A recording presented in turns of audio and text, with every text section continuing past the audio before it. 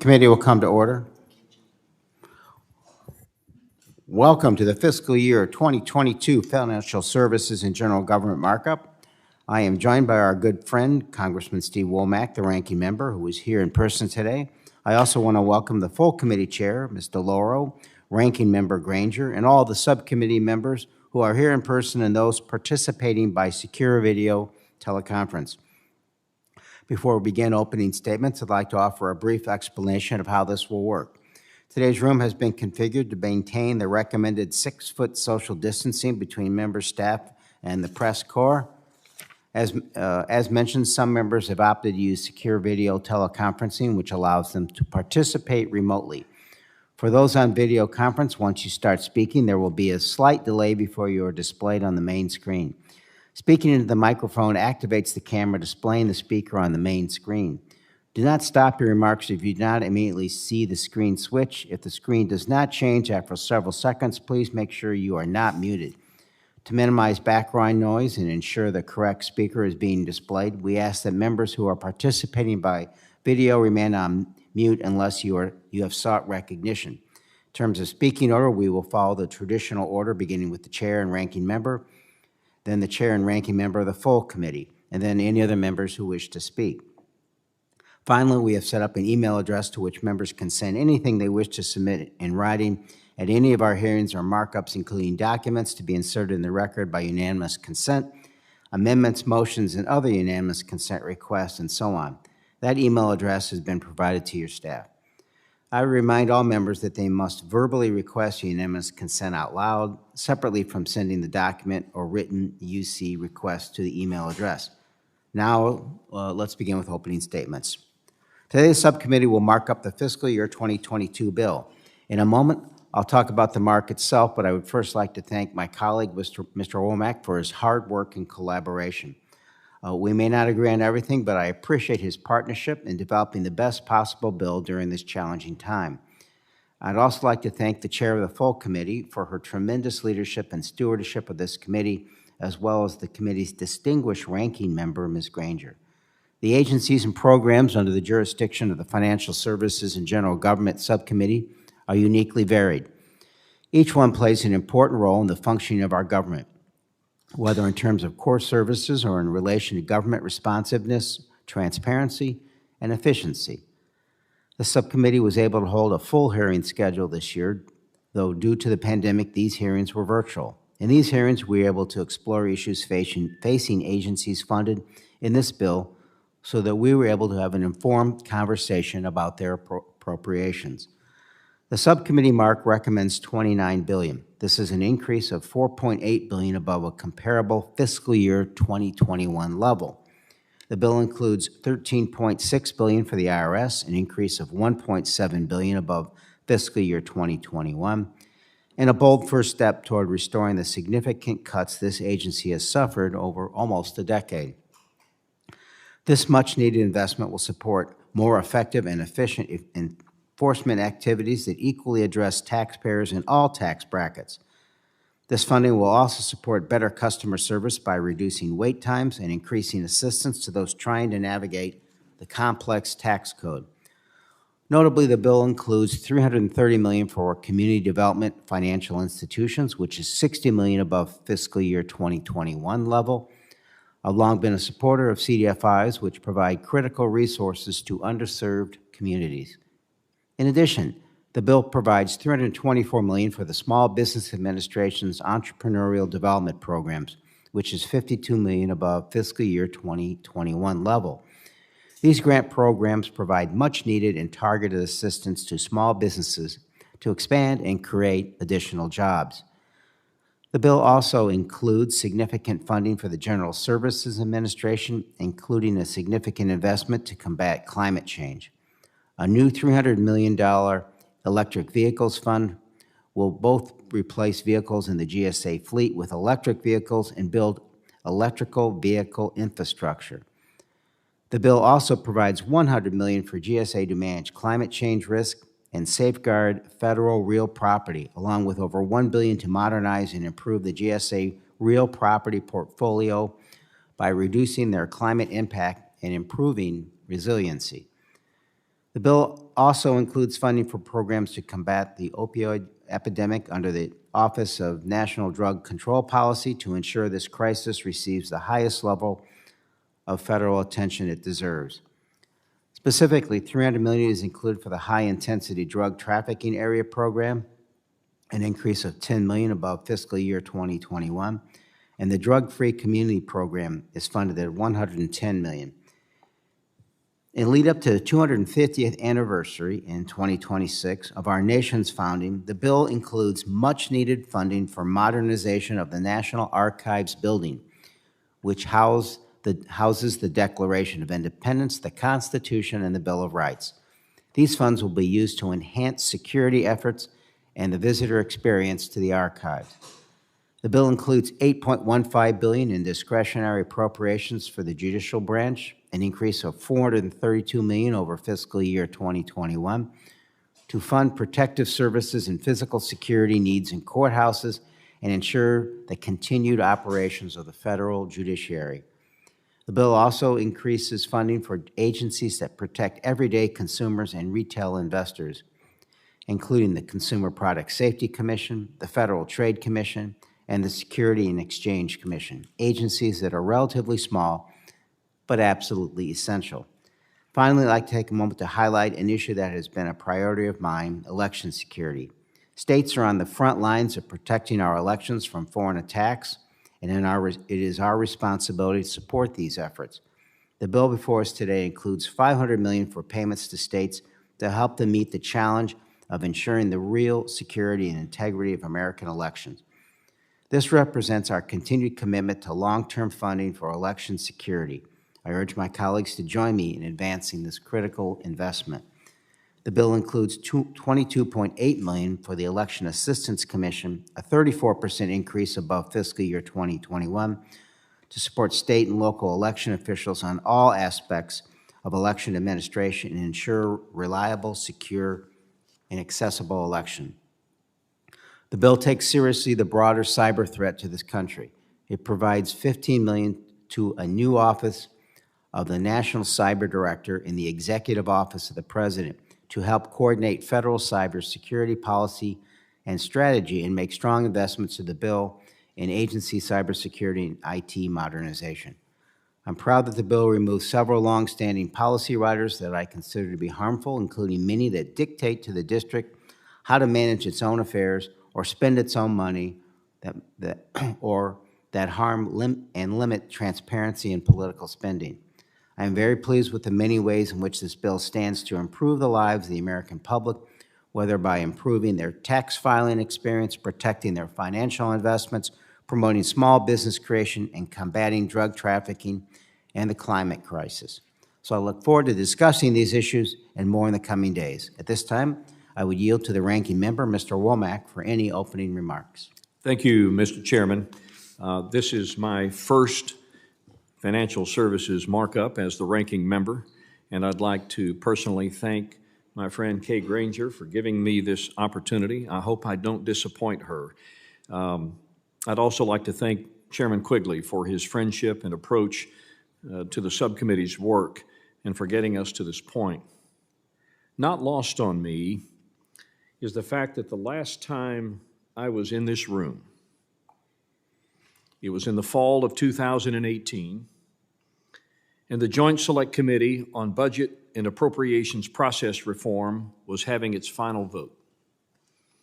And it saddens me to know that on that day, we were just a few votes short of implementing some changes to the budget and appropriations process that I think would have really done America a big favor. And we're about 100 days away from the beginning of a brand new fiscal year, and yet this is the first subcommittee markup in the process. We must do better than this. I'm grateful to the chairman that he's included many priorities for Republican members and addressed several bipartisan priorities such as helping small business, combating cybercrime, and supporting anti-drug programs such as the drug-free communities and the high-intensity drug trafficking areas program that he mentioned. Unfortunately, as currently drafted, the bill's uncontrolled baseline spending is not justified and ignores our unsustainable fiscal trajectory. It also includes several controversial policy changes that I can't support. I was hoping that in fiscal 22, we could start to limit federal spending as the costs associated with the pandemic wane. Instead, this bill proposes a 20% increase in discretionary spending over fiscal 21. Numerous agencies funded in the bill received double-digit percentage increases over last year, including a 39% increase for the White House office's appropriation and a 14% increase for OMB. While I believe the IRS could use some additional resources, the bill provides them with nearly $1.7 billion, or 14% more. It wasn't too long ago that the IRS was targeting groups based on political beliefs and wasting taxpayer money on lavish conferences, inappropriate videos, and employee bonuses. While much of the federal workforce has been teleworking for more than a year, the bill provides a $1.4 billion increase to GSA, most of which is for federal buildings and vehicles. I was hoping the lessons learned during the pandemic could lead to savings in office space and travel expenses, not more spending. I will assure you that the private sector has learned its lesson. We're also seeing inflation and historically high debt ushered in by the administration's excessive spending. I'm greatly concerned these realities will hinder the recovery and burden future generations of Americans. There are also several controversial policy changes included in the bill, such as allowing D.C. tax dollars to fund abortions and removing the prohibition on federal employee health benefits funding for abortions. While I have many concerns with the bill at this stage in the process, I remain hopeful that at some point in the near future, we'll be able to reach a bipartisan and bicameral agreement on spending and eliminate controversial policy changes. I'm confident that as the process moves forward, we can continue working together to find bipartisan agreement on the items that matter most. And Mr. Chairman, with that, I thank you again for your work and for your cooperation, and I yield back my time. Thank you, Mr. Womack. I now yield to the full committee chair, Rosa DeLauro, for her remarks. Thank you very much, Chairman Quigley, and to you, Ranking Member Womack, and welcome to the first time as a subcommittee ranking member. And today begins a marathon, if you will, of appropriations. This is you have the distinction of being the first subcommittee markup, so we are on our way. I want to say a thank you to both the chair and the ranking member for your work, your diligence, and above all, your commitment to the work of the subcommittee, but also your commitment to this institution, most importantly, your commitment to the constituents that you represent here and reflect their views as well. The Financial Services and General Government Subcommittee covers some of the federal initiatives most important to working families, and I'm so proud of the bold steps this bill takes to rebuild from the devastation of the COVID-19 pandemic. I am pleased that we included $13.6 billion for operations of the Internal Revenue Service that will allow for the successful implementation of the expanded and improved and now monthly child tax credit. The American Rescue Plan ensured that we will cut child poverty by 55% and create a lifeline to the middle class. I've been working on this issue for over 18 years, and the committee is upholding our commitment to ensuring that the Treasury and the IRS have the resources to make this transformational benefit a success for millions of children and their families in the United States. We need to make the expansion and improvements of the child tax credit permanent. I'm also proud of the increased funding for the Volunteer Income Tax Assistance Program that is critical to ensuring that low-income Americans file their tax returns to receive the child tax credit, the Earned Income Tax Credit, and the other credits they are owed. As we provide a lifeline to our most vulnerable and the middle class, we also must ensure that big corporations and the wealthy, who all too often call the shots, are paying their fair share in taxes. This bill begins to rebuild the IRS enforcement by providing an increase of $1.7 billion to crack down on tax cheats and offer better customer service to working families navigating the tax system. This bill also invests in our judicial system's crumbling infrastructure with money for the rebuilding and the repair of courthouses. By providing an increase of $111.9 million for the Small Business Administration and an increase of $60 million for community development financial institutions. The investments in this bill will foster and support small businesses across American communities. And as we lift up small businesses, this legislation protects consumers from defective products by providing $172 million, an increase of $37 million for the Consumer Product Safety Commission. It also protects Americans from the unfair and predatory practices of big corporations through an increase of $39 million for the Federal Trade Commission. This legislation also protects our democracy with $500 million for the Election Assistant Commission's election security grants. The past 5 years have shown us how vulnerable our democracy is to foreign interference. This bill works to build the systems and infrastructure needed to safeguard the integrity and safety of our democracy. Finally, by providing $300 million for the Electric Vehicle Fund to transform the federal vehicle fleet to electric and zero-emission vehicles, the legislation plays a crucial role in addressing climate change and helping to cultivate a cleaner, healthier planet for future generations. The bill also commits resources to cybersecurity, drug-free communities, and addresses drug trafficking. The investments will make a real difference in the lives and livelihoods of the middle class and in the life of our democracy. I look forward to continuing to work with all of you as we move to the full committee consideration, and I urge your support for this important legislation. And I yield back. Thank the chairman and ranking member. Thank you, Chair Deloro. I now yield to the full committee ranking member, Kay Granger, for her remarks.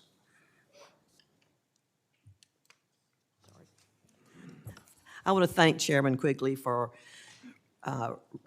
presenting the Financial Services and General Government Bill, the first appropriations bill we will consider for fiscal year 2022. I also want to thank and recognize my friend, Mr. Womack, in his first markup as ranking member. I thank him for his years of service on the Budget Committee and now his leadership on this subcommittee. It takes a lot of hard work to put a bill together, and it's even more challenging when you're the first bill in the lineup. So I want the chair and ranking member to know how much we all appreciate their sacrifice. In many cases, the bill before us reflects priorities of members on both sides of the aisle, such as support for small businesses, drug control programs, and counterterrorism and financial intelligence efforts. However, I'm concerned that there are several controversial items included related to immigration policy, union activities, and school choice for low-income students in the District of Columbia. It's also disappointing that the bill does not include longstanding pro-life provisions regarding the use of D.C. local funds and the Federal Employees Health Benefits Program. In addition to these policy concerns, the overall funding level in the bill is simply too high, with many agencies receiving double-digit percentage increases. After a year of staggering levels of spending and the pandemic now nearing an end, we should be looking for ways to address our growing national debt. Instead, this bill increases the size and reach of the federal government. I appreciate the leadership of our chair, Mr. Lauro, to begin the fiscal year 2022 appropriations process and move bills through the committee. However, in order for our work to produce real results in the end, we need to work together to reach a bipartisan budget agreement and reject controversial policy changes. In closing, I would like to thank all of the subcommittee members and the staff for their hard work on this bill. I look forward to continuing discussions with my colleagues to improve this bill as the process moves forward. Mr. Chairman, I yield back. Thank you, Ranking Member Granger. Are there any other members wishing to speak on the bill? Mr. Cartwright is recognized. I'd like to thank you, Chairman Quigley, and all of the subcommittee staff for the hard work that you have all put in to the FSGG bill. In particular, I'd like to thank you for including Project Elevate, our $1 million community project funding request to promote business development in the Wyoming Valley, particularly the downtown areas. Project Elevate would help revitalize the distressed downtown areas in my district and unite the community by funding the cost of a new building that would provide a home for the Chamber of Commerce, create jobs, launch businesses, promote mentorship, and inspire entrepreneurs.